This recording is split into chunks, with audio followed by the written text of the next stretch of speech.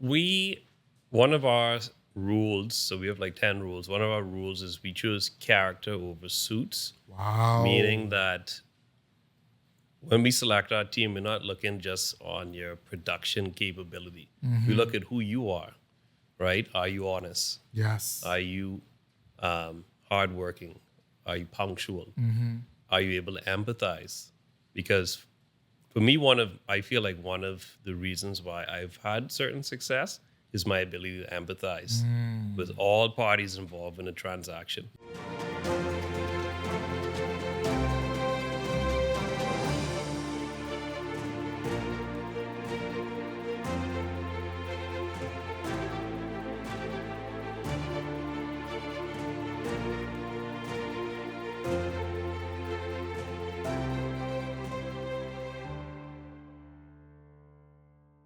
Ladies and gentlemen, this is Damar Rashad Thompson, the host of the iLEAD podcast, and today you have come to the right place. You've come to the place, you've come home, to the place where you can learn, empower, adapt, and disrupt. And I'm so grateful that you've tuned in to us today, yet another opportunity.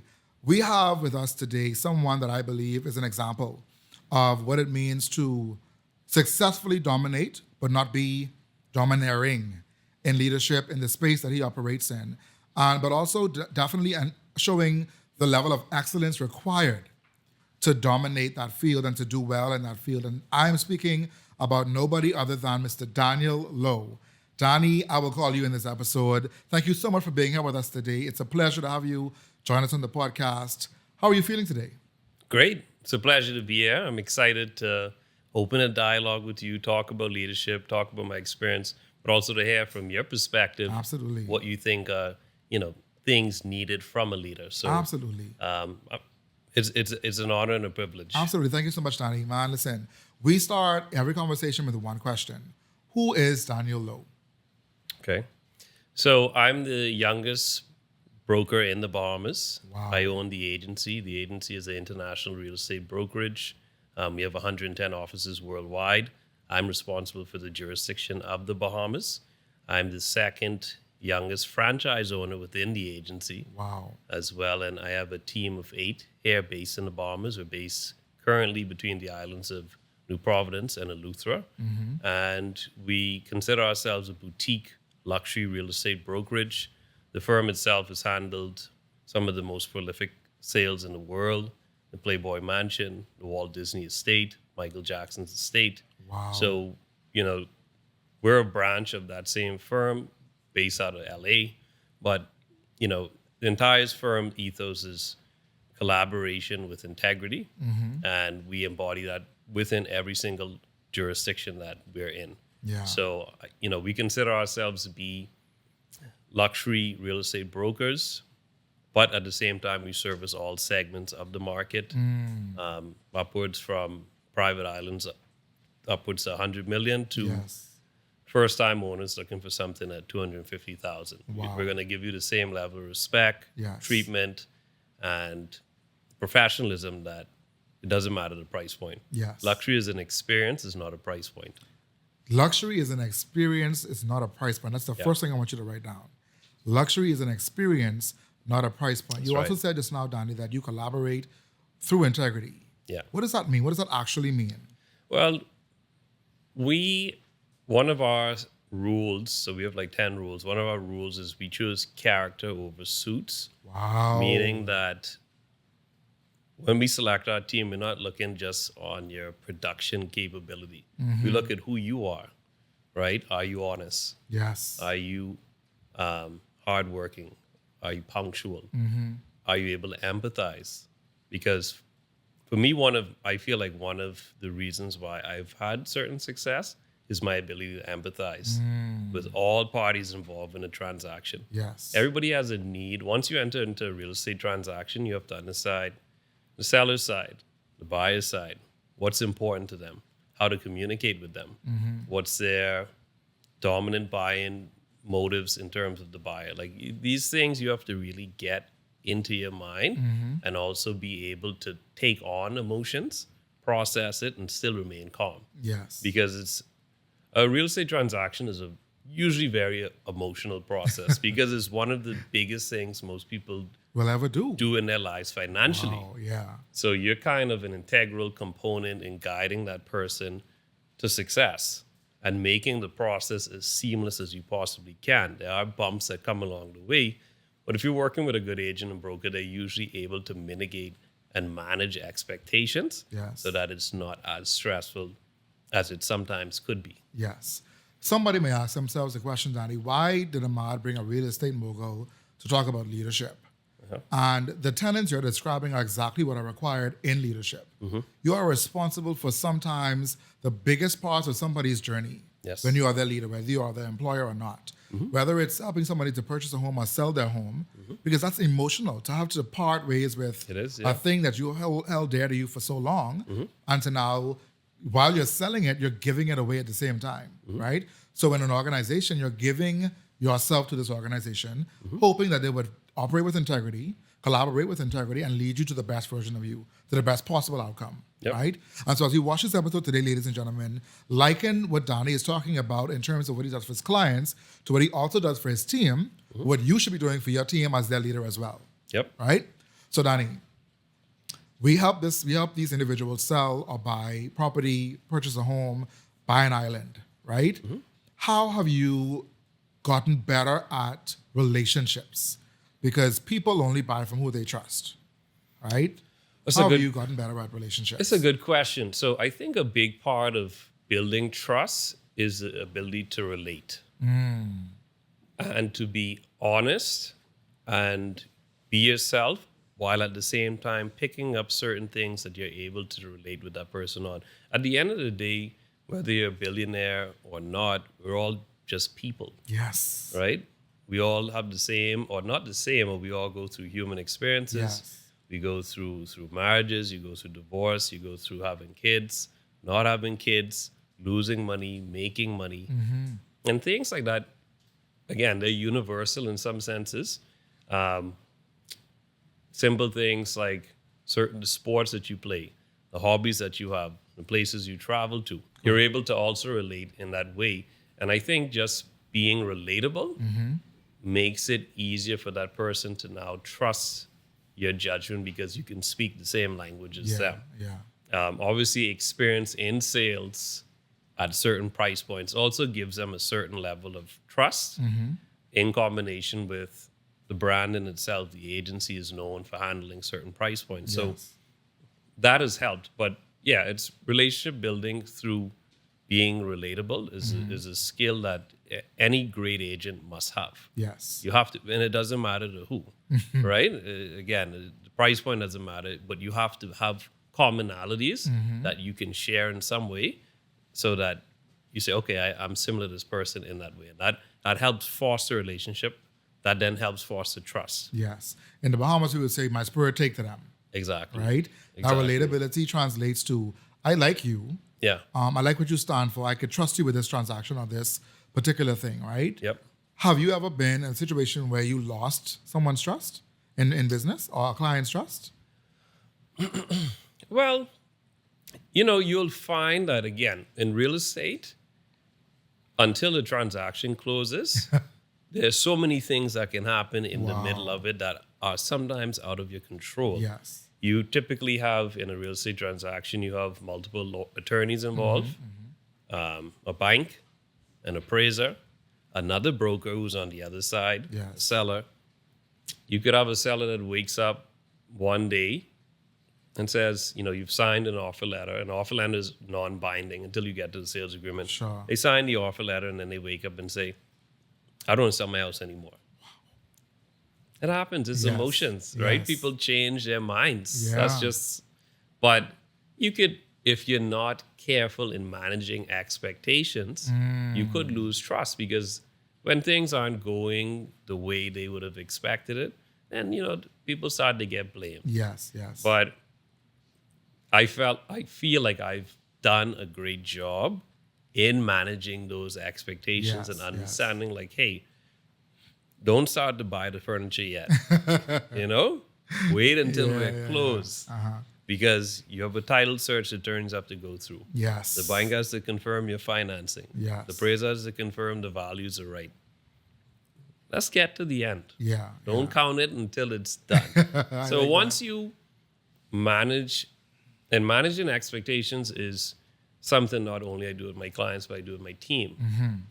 There's nothing wrong with shooting for the stars, Yes. but you also have to understand, currently where you are and where you're looking to get and things that you need to do. Because sometimes if you set unrealistic expectations for yourself, you're going to be disappointed. And it's the same for your customer or your client. If you set unrealistic expectations for them, Yes. you're going to disappoint them. Yes. This is, I think, relatable to the organization or the workplace, because when you have not set an expectation, Yep. you can't manage an expectation. Sure. Right? Yep. So as the leader, you should certainly be the one that's setting the tone or setting the pace for what we can expect in this employment relationship. Additionally, when things have shifted, when things have changed, as they will, right? Because emotions flare, people are people, humans are humans, things happen. And when you cannot manage effectively the expectation of that buyer, of that seller, then things can go a little bit left. Yep. Right? In your journey, Danny, when you think about what makes a truly successful real estate agent, what would you say are the top 3 skills, 3 behaviors, characteristics? What are the top 3 things that people should be doing if they wanted to, let's say they've been looking at Danny from afar, they really emulate him, they really say, you know what, this is the guy I want to model my career behind. What would you say are the 3 characteristics, skills, mindset, whatever it is that they should be developing? Well, I spoke on the aspect of empathy. Yeah. You also have to be a problem solver. So earlier on in my career, what I would do is I would think of an organization, right? And think about, okay, this business, let's take it as a fast food restaurant. I said, this business seems to be doing really well. I look at, okay, where do they have locations now? All right, they have one on Cable Beach, they have one on the section in the east, and I kind of look at the density of the population. I say, well, there's none here.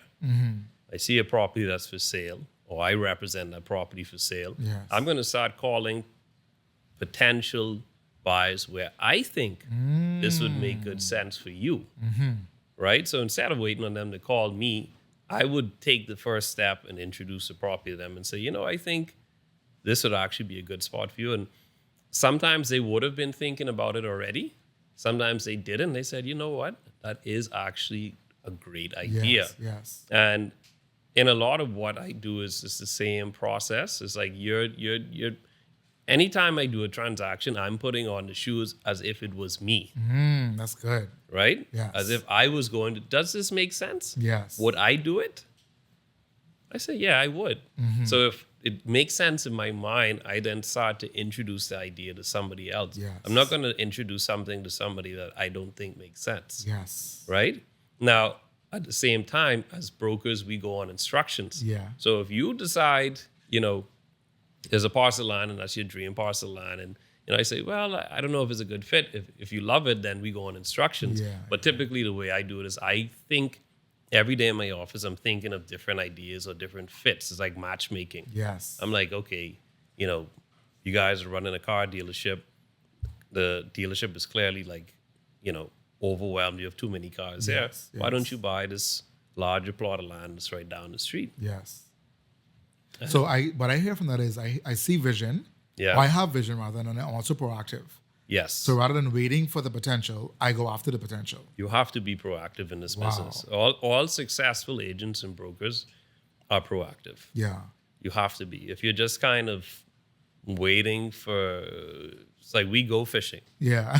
We go to catch the fish. Yeah, We don't yeah. wait for things to Fish to jump. come to us. No. That happened one time. That happened in the Bible one time. The fish jump in the boat. Yeah. Other than that, No. never again. You have to be proactive. You have to Yeah. keep thinking of opportunities, and you have to stay knowledgeable and informed of not only your market, but global trends. Why is it important to think as a real estate agent in the Bahamas, someone that's managing or selling a local product, to be mindful of what's happening globally? Why is that important? Why should I be connecting those dots? So let's take, for example, in the United Kingdom, they just changed the law where it's like, they call it the norm-dom law, where essentially the tax structure is going to change for people who are domiciled outside of the UK. Okay. So because of that, you're going to see certain wealth exiting the United Kingdom and looking for other jurisdictions. The Bahamas has historically been one of the jurisdictions that people would seek, for tax structuring purposes. Yes, So if you yes. know that law is taking place over there, then you and yourself need to start understanding, okay, what products would suit them for their needs. Yes. And in advance, start reaching out to the United Kingdom, to the different wealth managers, attorneys, things like that, and introducing yourself and the products that may fit.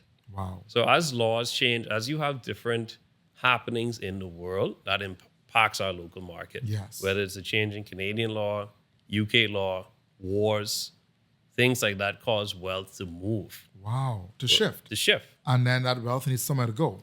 Wealth needs somewhere to go. So you should be preparing yourself for the opportunities that the world Yes. have created Yeah. or will create. Yeah. That also means you have to be aware of what's going on in the world, Correct. right? Because I had no idea about the law changing in Britain Yep. about this norm-dom thing. Yep. But as a person in real estate where that wealth may want to travel and they will ultimately want to invest in something, what else to invest in other than a business but real estate? Yep. I love that. Real estate is normally a central component in most of the wealth, pretty much everybody. Yeah. In terms of your assets, usually you have a portion of it that's real estate related, either a very large segment of your net worth or a portion of it. But you need somewhere to live. Absolutely. Like It's that's as simple as that, it's a right? need. Everybody Yeah, needs yeah. a home. Everybody needs shelter. Yes. That's one of I think Maslow's hierarchy and Yes, needs. One of yes. the fundamentals. Absolutely. You need somewhere to Gotta live. have someone lay your head. You have to have somewhere to lay your head. Wow. When you think, Danny, over how long have you been in real estate? 10 years. 10 years. Over the last decade, what have you learned most about Daniel Lowe? What have I learned most? You have to, if you want to stay, you have to be careful of burnout. If you want to stay a healthy, active real estate broker, you have to be a healthy, active person. Yes. So you have to schedule, you have to time block. And a part of that time blocking is because our business, it can quickly suck you in. You don't eat lunch. Yeah, You don't go to the yeah. gym. You don't go to sleep. So you have to and I'm still working on it. Yeah. But it's a process where you say, okay, 12 to 1 is lunch, Yeah.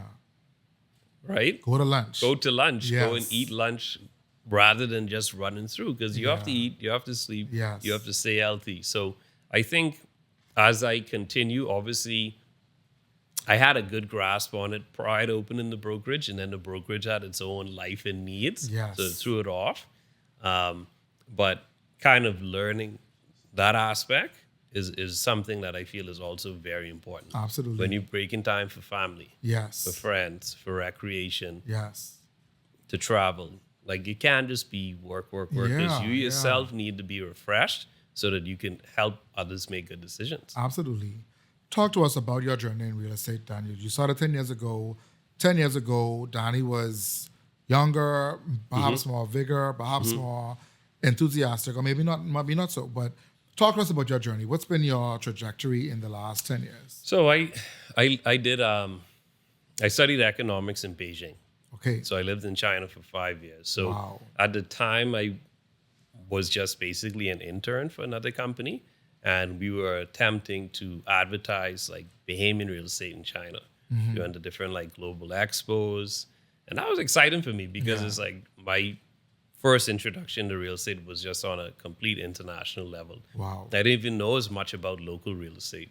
So did that. Once I came home, I started with the firm, became an agent. First year was tough, like it is for most agents. You're not Yes. making much sales. You're kind of like, man, what am I doing? Like, Yes. what's going on? And then like over time, I had a construction company as well. So I was running my construction business, doing real estate. I had a trucking company, and I kind of was juggling like all three. And I came to a point where I'm like, you kind of calculate what you make per hour from each individual business, Yes. as well as how much you enjoy it. And I'm like, I enjoy doing real estate a lot more than these other things. Ah. So why don't I dedicate all of my time into it so that I could become even better at it Yes. to get a better result. So that's what I did. I ended up selling the companies and just pushing all of my energy and resources into real estate. Yeah. And my production, tripled. Skyrocketed. Yeah. So you started off in another organization then. Yes. Okay. So what was your journey like from moving from working for someone to being the one that people worked for? Big difference. Big difference. Huge difference. That. Huge Talk about difference. Well, when you're running a real estate brokerage, I'm still obviously a active agent. So Yeah. I'm still representing sellers and buyers as if I was just an agent. But now you have all of the administrative components and you're in leadership. Mm-hmm. You are deciding the way in which the company goes, how it Yes. looks, how it presents itself, the rules, the ethics. But there's a lot more administrative work that you deal with as a broker owner than as an agent. Yes. You have compliance, you have accounting, you have marketing, you have administration, you have inland revenue, right? You have all of these things that you're focusing on. And then you're not just managing your deal flow. You're managing the deal flow of 7 others. Wow. So the client is a client of the firm. If I'm the broker owner of the firm, that means the liability and responsibility Yes. falls on me. Wow. So every single transaction that my team members are part of, I'm fully aware of it from start to finish because Yes. I want to ensure that it's handled in the same way that I would handle it. Yes. Right? So you're managing not only your transactions, but the transactions of your team. That is a lesson in leadership right there, because so often the leader of an organization, the leader of a thing would say, I'm the leader, you're the worker. Mm-hmm. Go out and work. Go Right. out and perform and do. Not fully taking responsibility and realizing that the liability does lie with them. Right. That you are the captain of the ship, essentially.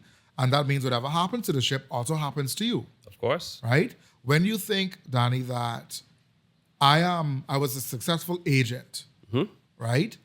Is the same level of focus required to be a successful broker? A broker owner, Yeah.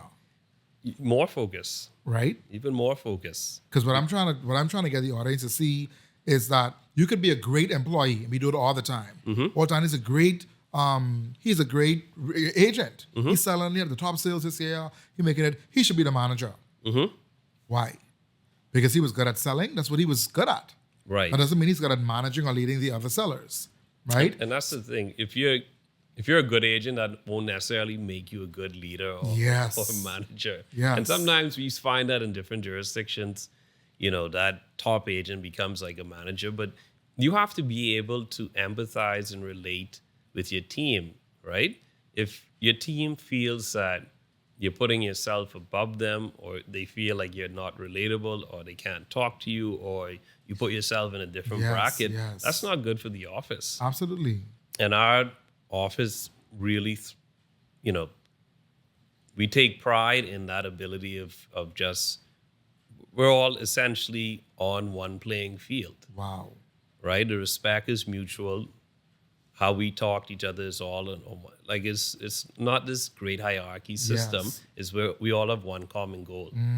And one thing I learned so my dad was in construction my entire life. Yes. And he ran a successful construction business before he passed.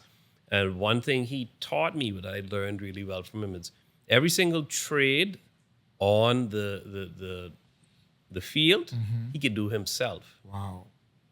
From masonry to carpentry to electrical, Yes. every single aspect of it, if he could do it himself, so he understood the process. Yes. And why that's important is because if someone is telling you, using the construction example, it's going to take me 4 weeks to lay these Yeah. blocks. Yeah.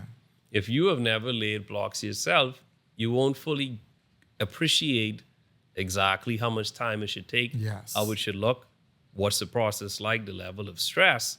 So I use those same I wasn't with construction. I was not that good in getting into all those things. Sure. But with real estate, I took those same principles into my business. Yes. Meaning, I understand from a marketing perspective what goes into creating an IG post, Yes. creating a mailer, doing a PR release, doing a video, Yes.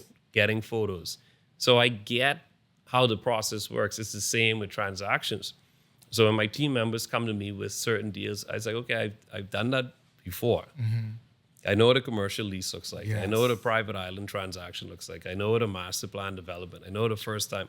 So you're able to walk them through it from experience rather than just say, oh, you go do it. Yes. And then not being able to test credibility or accountability. Right. Not being able to hold that person to a level of account and say, why would it take you, what's specific about this product that would take you 4 weeks versus a standard week and a half? Yeah. Right? So you can kind of tell the ones in the team that are not pulling or trying to get one over you, if you will. Yeah. Right? I want to shift gears for a minute, Danny. How do you get to the point of selling an island? Like, how does that happen? How does somebody reach out and say, hello, I want to buy this island over there in so-and-so? And then how do you get to be the one that says, because you said earlier, the space between that initial conversation and the check and the closing of the deal, so many things could happen. So we're actually in the process now. We have an accepted offer on a private island. And it's like anything else. You have to do your research and, what makes an island good? Or why would it be a good fit? How does the buyer of the island know that this is the island to buy? Like, what about it says to them, buy this one? Okay, so does the island have infrastructure or not? Okay. Every beach is not the same. Yeah. How's the beaches on the island? What are the elevations on the island? Is it flat? Is there marshland? Are you able to develop the island? Yeah. Or is it in a land and sea park where you can't do any development on it? Will you have resort or commercial, the ability to zone it resort commercial? Or is it solely zoned single family? Yeah. Is it crown grant? Single family on an island? Yeah, you have some islands that you only could do single family. Like build one house? On a whole island? Yeah.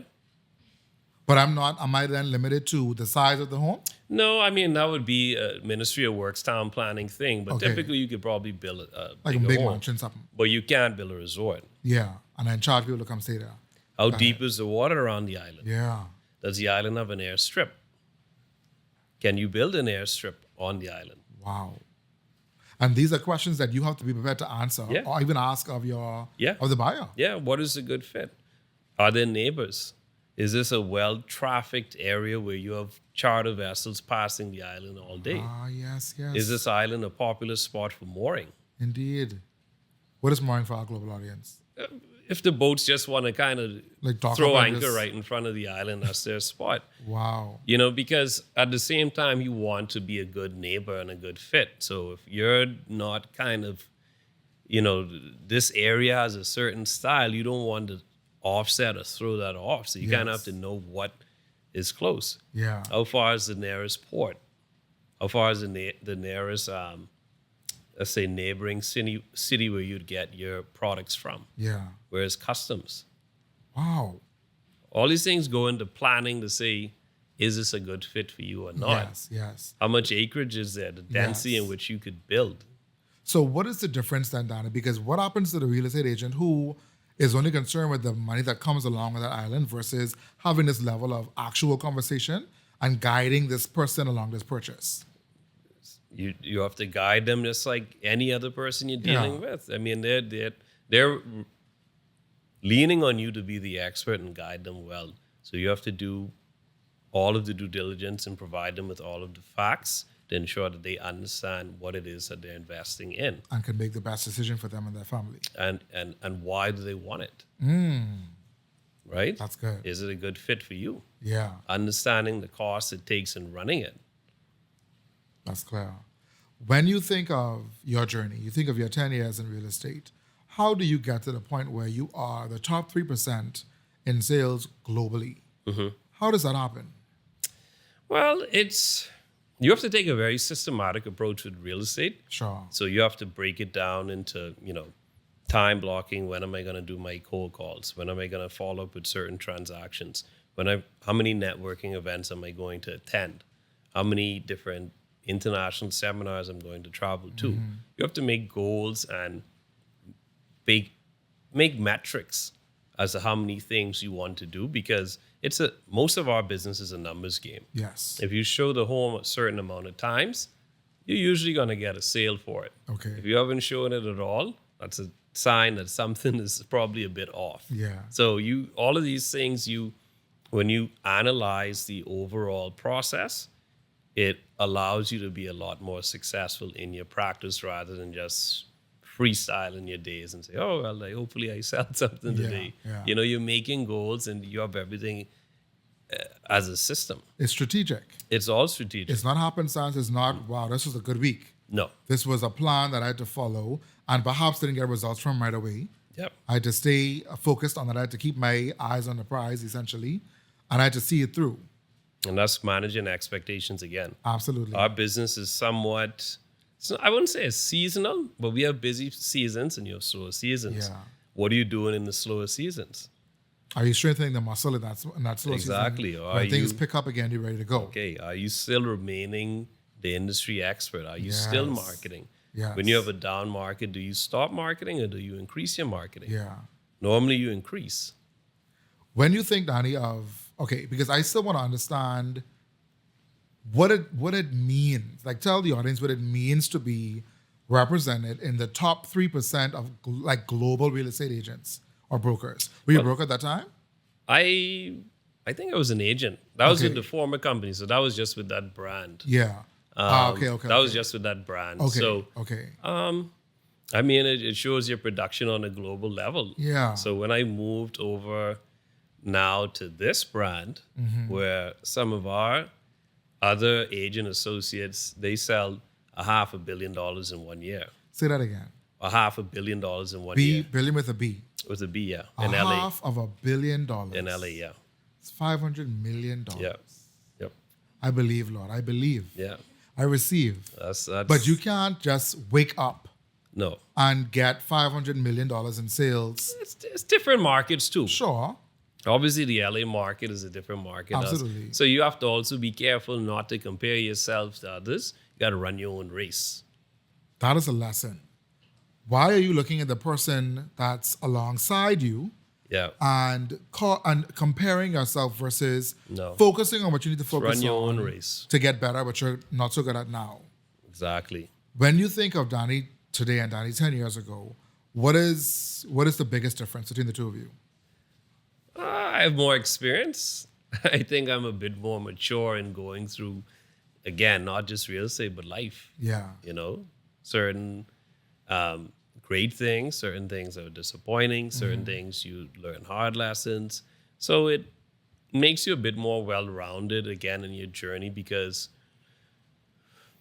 for example, as time goes on and certain people are selling for different reasons, you understand even more now as you own your own home, Yes. as you have your own family. You understand that these things and how emotionally draining some things could be when this person decides, okay, I need to sell, Yeah. right? The emotions that kind of go with it. Again, it just is the empathy of, why this, they lived in this home all these years. Yes. They've hit financial hard times. They need to sell it. And it's not an easy decision to make that when the time comes. So you almost want to hold a hand and ensure like you care for them through the Yes. entire process. Wow. Rather than just seeing it as just some transaction. Some sale. No. What do you think then that, because I had an earlier conversation this week about this term emotional, that real estate industry, if you will, is an emotional journey, both for the agent and the person that's either selling or buying. And I found it, I didn't quite understand it initially. I didn't discount it. I just was like, emotional is another word I would use to describe real estate. But hearing you say that and hearing the person say the similar thing, it likened it to a conversation I had with an employee recently where he was thinking of leaving his job, right? And he's like, I just can't take it anymore. And I'm thinking to myself, why would a person to get to the point where they would leave certainty for uncertainty, something must be wrong. And if we're not thinking about that from a leadership perspective of the fact that a person would risk being able to feed his family Yep. because he can't take it anymore. That's more of an indictment on the organization than it is on the person. Yeah. Right? We would judge that person for saying, oh, that's a silly thing to do to leave you a good job. But is it really a good job that I'm leaving?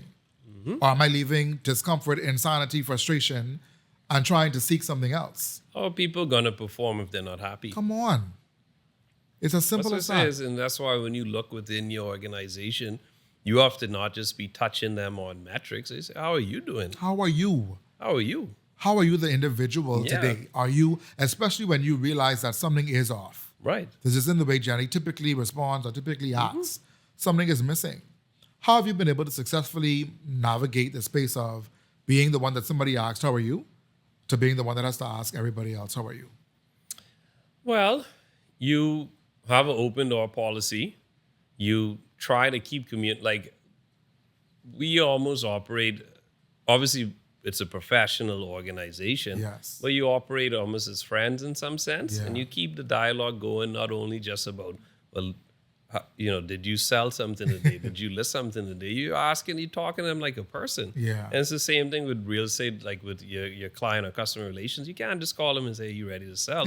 You have to foster and build a real relationship with that person. So Yes. in building a real relationship, you're asking how their family, how their friends, how's your daughter's first week of school? Yes.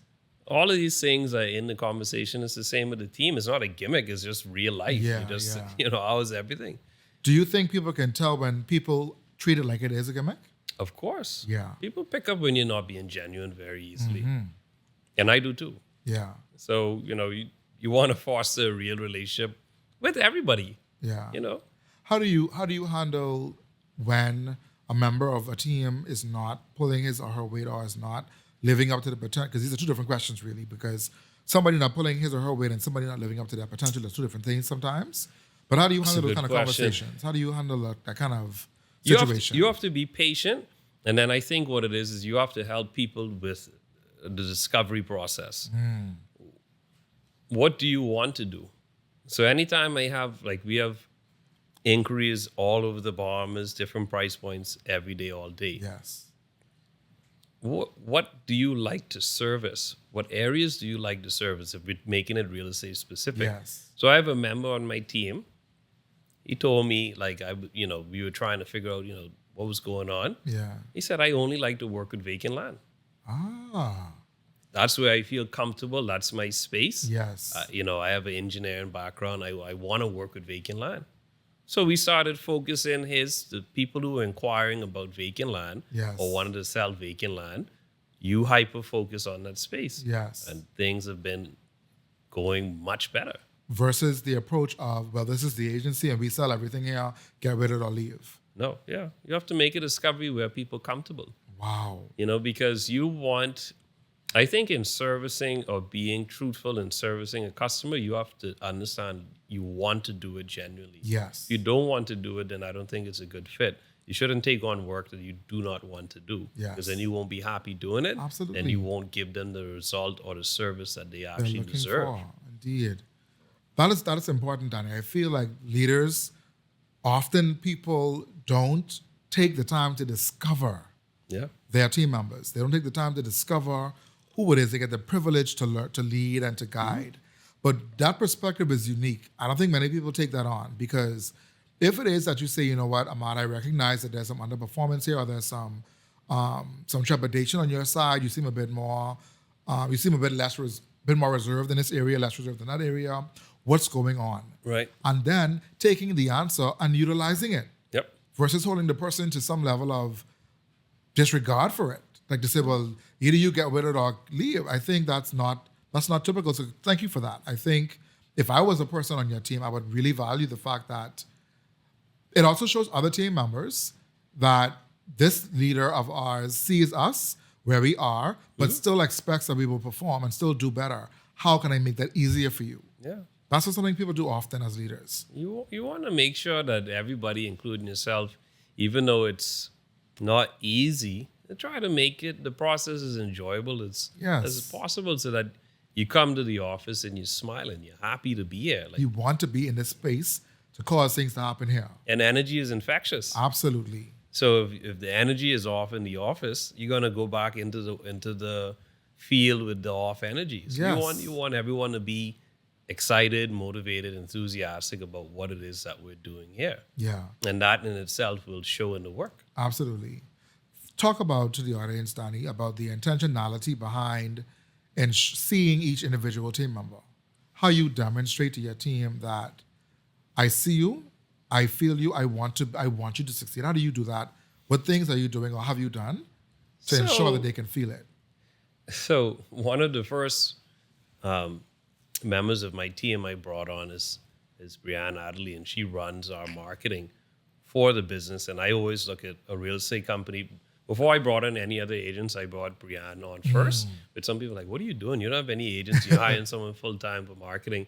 A real estate company is a marketing company with a knowledge on real estate. Wow. Your marketing is not good. How are you promoting these properties globally, locally? If people are not aware that the property is for sale, are you doing your job? And if you're not presenting the property in the best lens that it can be presented, are you doing your job? But anyway, Brianne also runs, basically, she's our vibes coordinator. I love so that. she runs the energy in the office. And when you join the team, you have to take a personality test. You gotta join. You gotta check. You gotta pass the vibe check. There's actually a personality test that she wants you to take. Wow. Because she understands where you fit. She is the vibes coordinator. Yeah. I love that. Let me say, okay. The reason I love it is because sometimes the leader is the reason the vibe is off.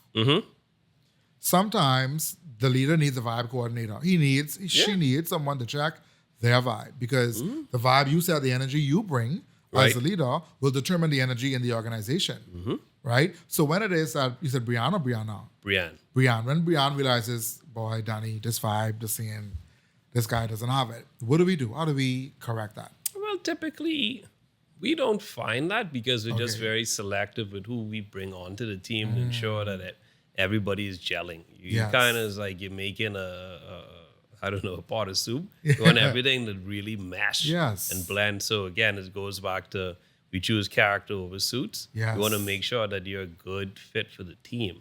We choose character over suits. We have a vibes coordinator. Yeah. If you haven't texted the HR leader right now and said, hey man, post the job for the vibes coordinator, you're getting left behind. We are looking for character over suits. And Daniel is wear a suit good. No. It's But not literal. I also believe that the suit, because to your point though, I feel like we glamorize these things, Danny. We glamorize. I want to be the top 3% selling agent. I want to be the person that's leading a global organization. But I don't have the character to do so. I am pouring into people with the worst of myself versus the best of myself. Right. And when it's like almost like in an organization, hiring will over skill. Right. The person who may not have the actual skill today to make this sale, but has the drive and the energy and the want to do it. That's what I I would look rather at. him or her. I rather you be a good person. I could teach you real estate, Yeah. but I can't teach you to be honest. Like decent. You know, like if you're dishonest, you're dishonest. If you lie. Like you can't, and you only get better at that each time you do it. Like I don't understand people, Danny, because I feel like, okay, when I say I don't understand people, I mean I don't understand how people decide or prefer the skill over the will, right? That suit over the character, because that character will determine everything else that goes along with that suit. Yeah. Or that could potentially fill that suit. When I started, I wasn't just selling like, 20 million, 30 million a year. I started from not selling anything. So I understand and appreciate that you could find someone who's talented if they have the willpower and want to do something, and they have like the fundamentals of being a great person. Yes. That you could teach them to be a great real estate agent. Character over suits, vibes coordinator, The vibes. like great person, that vibes coordinator thing. Yeah. That's so good. Because how many people in your organization have not passed the vibe check? Yeah. They're just walking around negative, nasty, combative, just disturbing the peace. That's not good for the organization. And again, you could, but if you're that way, I don't think it's going to translate well into our business in terms of sales. Yes, because I think the person looking, okay, I recently bought a piece of property, right? And I did it directly with the seller. Okay, yeah. So it was one of those things where I'm selling a property. Do you want to buy it? Sure. So I didn't really need an agent per se. yeah. But I still reached out because I don't know how to buy a property, right? I just know that I want a property. So I don't want to get swing. I don't want to get swindled. I don't want a lady or the gentleman to run me to the ground. Sure. What do I need to be doing? What questions should I be asking of the seller? Like, but I think innately I figured, like, why are you selling this property? It's a good piece of property. Like, why are you selling it? And that was one of my first questions. She was like, I have too many properties. Yeah. Not enough liquid cash. Yep. Say less. Yep. But to the point where we get to where we have to ask certain things of those individuals in our organizations who are not demonstrating the right behavior, who are in fact combative and causing confusion. Rather than allowing them to be that way, we check them. We say, wait a minute, this is not what we do here. This is not how we demonstrate that we care for people here. This is not passing our vibe check. You got to check yourself. Let's do something to get that to change, right? Why is that also important, though, Danny? Because what if the vibes coordinator tells you, and boss, this guy, he's slipping on the vibe radar. He coming down, he lowering.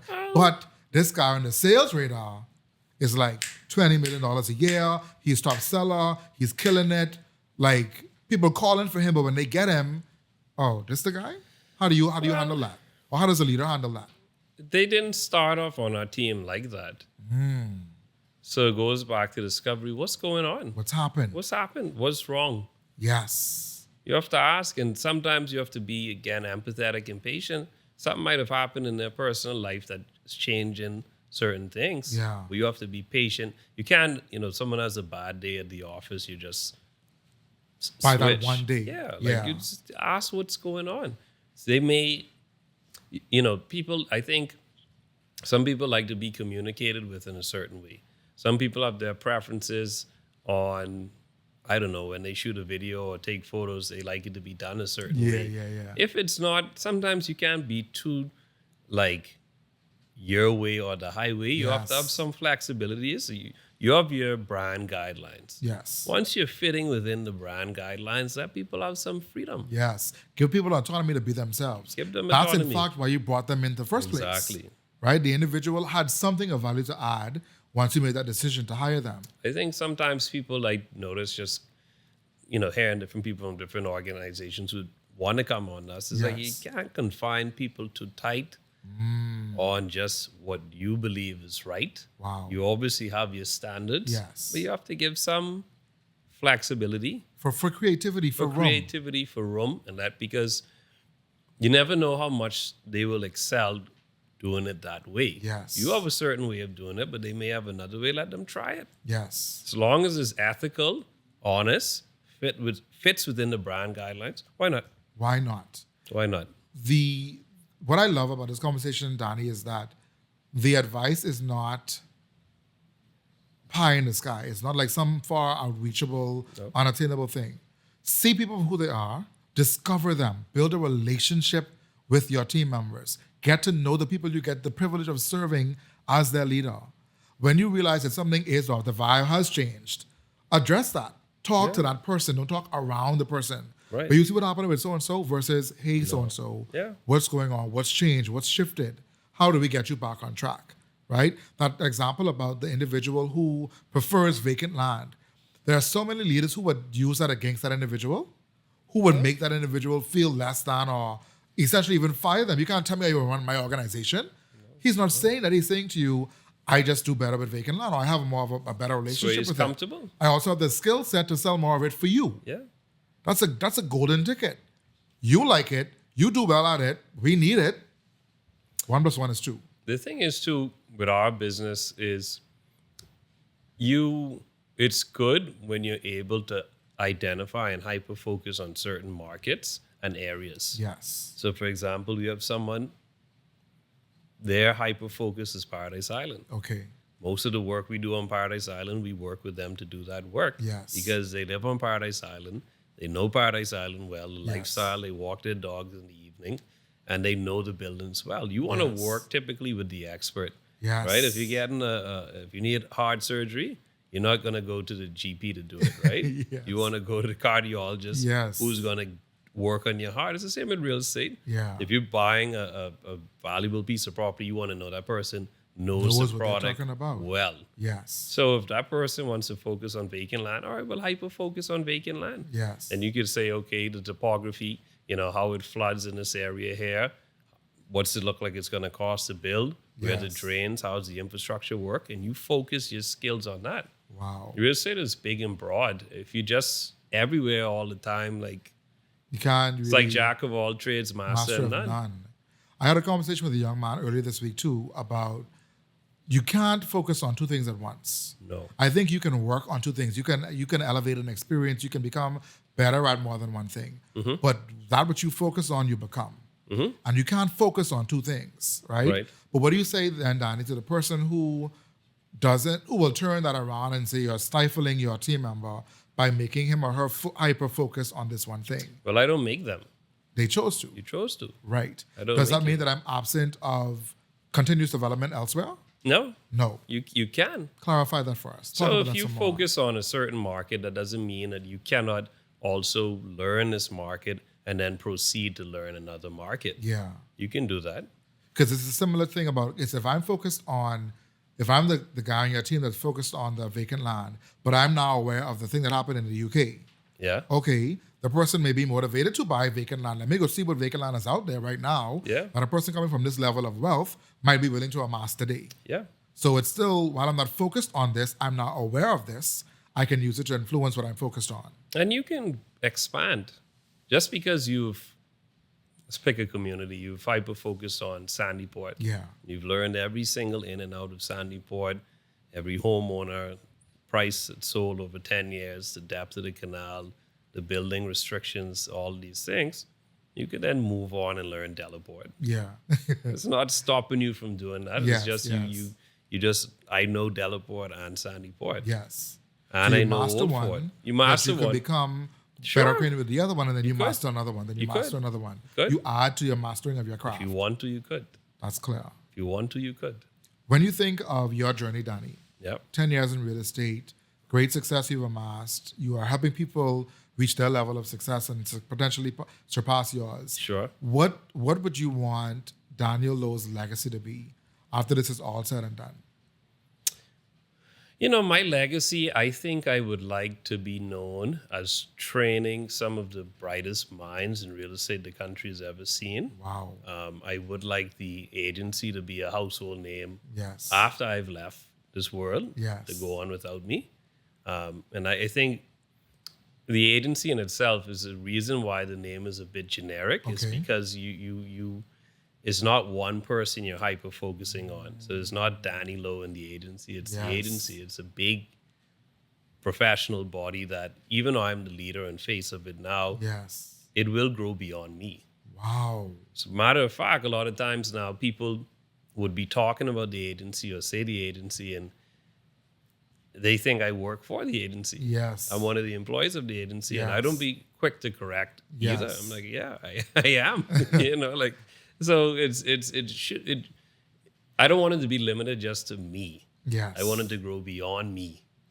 What I want people, because that is such a word. I saw a post. I saw something. I was reading something the other day, and I made a post about it, and it said the truest form of a leader is the leader building the future he will not get to experience. Yeah. And that is so profound to me because Was that like Moses or something? like it gotta be, right? Yeah. Because he was an 'Cause example he of it. didn't make the promise. He didn't make right? now for different reasons. If you get signed, I mean, really theological. But Yeah. the fact is, he didn't make it into the promised Right, land. right. But you are to be concerned with the legacy you will never get to experience. Right. And that's your focus today. Right. Right. The spirit of this podcast, as you've listened to episodes over the course of this year, is that the people that we have spoken to are all concerned with the same thing. I want the world to be a better place. Right. I want when I've gone and I moved on from this world, that people can say I helped to make this place better. Right. And that to me is what the spirit of this podcast is about. If you are not concerned about how you can make it better, what are you really focused on? What are you really doing? If you can't pour into those 8 agents that you currently have to make them the best version of them, why are you a part of this? Yeah. You know what I mean? Mm-hmm. And that analogy or that the way that the agency is formed is truly the testament of leadership. Mm-hmm. Don't focus on me, the owner, or them, the agent. Focus on the agency. Everybody is a part of it. Everybody adds value to That's it. right. You know what I mean? Wow. That is so profound to me. I think another thing too, almost selfishly, is I know like I have a daughter, I have a young daughter. So like, Yes. and I was growing up and I noticed all the great things my dad did. It's like, wow, man, that guy's cool. So you almost want that same effect for your kids. Like, whoa, like My daddy ready. yeah, You making sense. you're Yeah. making sense. So that part I also enjoy about it. And I think also too, as somebody may perceive that as selfish, which I don't, Yeah. but it tells you too, it's more than just about me. I'm not in this for me. I want to make the person I was able to create Right. proud of me. Right. And that means I have to demonstrate humanity. I have to lead with care. I have to demonstrate that empathy that you've talked about all episode long. Right. And I want to talk about that as we get closer to the end of our talk today, Danny. You've mentioned that word at least 5 times in our discussion so far. Yep.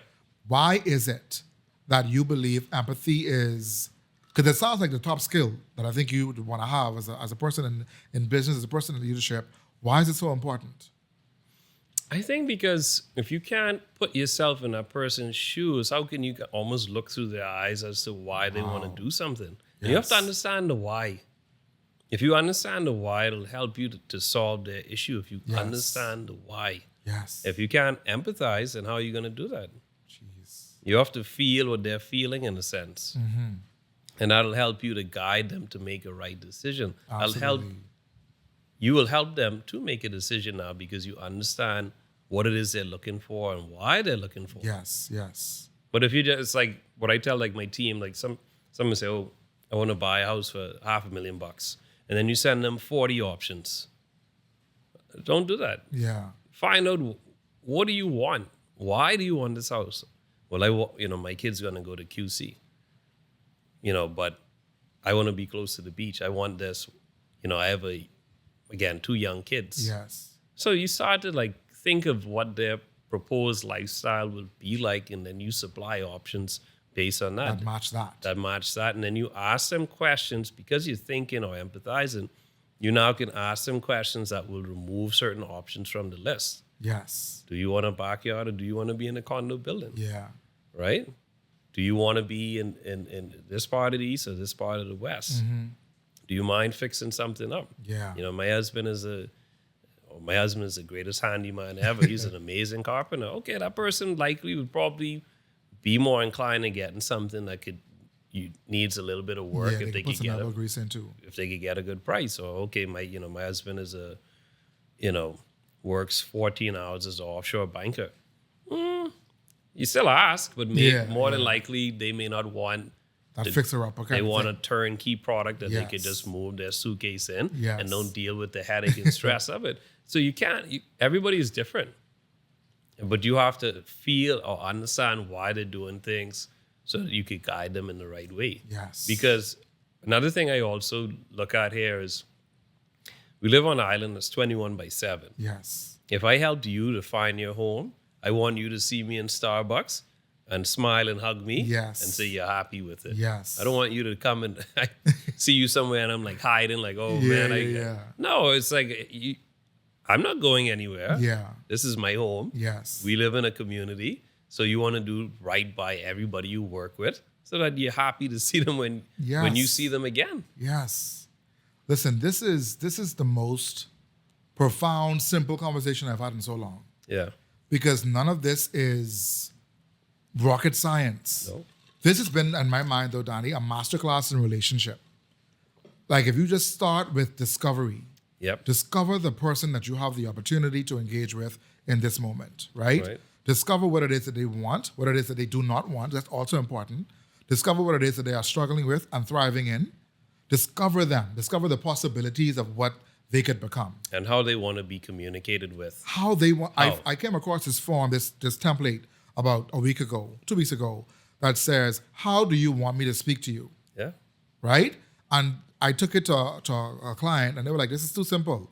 Yeah. Why do you feel if your wife tells you all the time she hates balloons, but every Valentine's Day and birthday, you send her a balloon and she never brings them home? She's popped them the minute they reach. She may be afraid of the balloon. She might have one man one time would buy the balloon, but cheat on her. You don't know. But if she's telling you she don't like the balloon, why you keep buying them? That's right. If the employee is telling you, boss, this is harder for me to do, or I prefer the vacant land, for Lord's sake, Yeah. Just Let listen. the individual Yeah. build the strength on what they say they are good at, and then challenge them in another area when it's time. Right? Demonstrate empathy. Lead with care. See a person for the value they innately bring to the organization. If they don't pass the vibe check, you gotta pause. Listen, I hope text your HR manager right now Get a and vibes say, put it in the coordinator. paper, put it on LinkedIn, Yeah. put it on Indeed. I need a vibes coordinator. Because if you don't have the vibes coordinator in your office, in your organization, Right. the vibe risks being off. Yeah. And if the vibe is off, nothing is gonna come from that. Right? As we work towards winding down, Danny, is there anything you want to leave with the audience? Any particular insight or revelation you've experienced in your time as a leader that you want to share with our audience? I think you always want to ensure that you enjoy what you do. But they say if you enjoy what you do, you never work a day in your life. Yes. So I think you just want to always, even though it's challenging in the work that I do, you want to make sure that you build a career in which you are happy with what you're doing. You see Yeah. purpose in what you're doing. There's a why. Yes. And that'll help motivate you to be better and greater and stronger in your field. Yes. Right? And then enjoy the process. I think a lot of times, even myself included, you're looking for tomorrow. You're looking for, when I sell 100 million, or when I do Yes. this. And it's like, enjoy the day. Yes. Enjoy being present and in the moment. Enjoy Because the lesson you learn from today Yeah. can prepare you for the $100 million sale Yeah, tomorrow. yes. Right? I was very guilty, Danny, of avoiding process, of wanting to just get to the $100 million. Get me there because I can handle that. Right. But I had no idea. I didn't understand what comes with an expectation of making $100 million. Like, I didn't understand what that person is going to expect of me. Yep. I just know I can make the sale. How can you? Have you ever done it before? Yep. How you know you can make the sale? You've made a sale, but a sale for $20, you're going to see him sale for $100, right? What advice do you have for the person looking to enter real estate? If you're looking to enter real estate, I mean, we obviously social media and TV makes it look very glamorous. Yes. And while it is a fulfilling career, it is very difficult. It's time consuming. Sometimes it takes a while for you to be rewarded with Yes, payment. You have yes. to actually close the sale to be paid a commission. Wow. And that takes months. So, if you don't look at it or don't look into this field if you're looking for commission or to be paid big bucks. Okay. If you're looking to serve people and live a life of service to people, Wow. then this is a good field for you. Now, Danny, I've never, ever heard anybody in my entire life equate real estate to service. Never. Service. We serve our clients. Wow. We serve your interests. If you are not looking to enter into a role where you become a servant, if you will, a servant leader, a servant, anything, don't come to real estate. Yeah, you love that. service and you advise. Yes. I'm an advisor. That is my role. You come to Yes. me for advice. Wow. So I'm advising you to the best of my ability from the knowledge I've obtained over the years and the research I've done over the years to help you make a good decision. And then I serve your needs to get you all the way home. Wow. Are you serving the needs of your people? Are you serving the needs of the people you get the honor, the privilege of leading on a daily basis? Are you showing up prepared to discover their possibility, their potential? Are you taking this opportunity for granted? Are you looking to be served rather than to serve? This conversation was so good, Danny. I think it really does help to realign the expectations of persons in the role of leadership. Because if it is that you're not looking to discover, if it is that you're not leading with empathy, if it is that you're not trying to listen to what your team is saying to you and using that to make them better, then you're on the wrong track. Yep. But you are in the right place because you've come to the iLEAD podcast where we come to learn, empower, adapt, and disrupt what it is that you've always done and will continue to do. If you are not in this to serve, why are you in this? Yep. That is the question from this episode today. Danny, thank you so much Thank for you. being with us here on the iLEAD podcast. I believe you've helped someone today shift their focus to understand that it truly does begin with discovery, it continues through empathy, and it ends with service. Yep. That is so good. Great way to summarize it. Yes, thank you Yeah. so much for being here, Thank Danny. you. We appreciate your time, your insights. We believe that you truly helped someone to be edified today.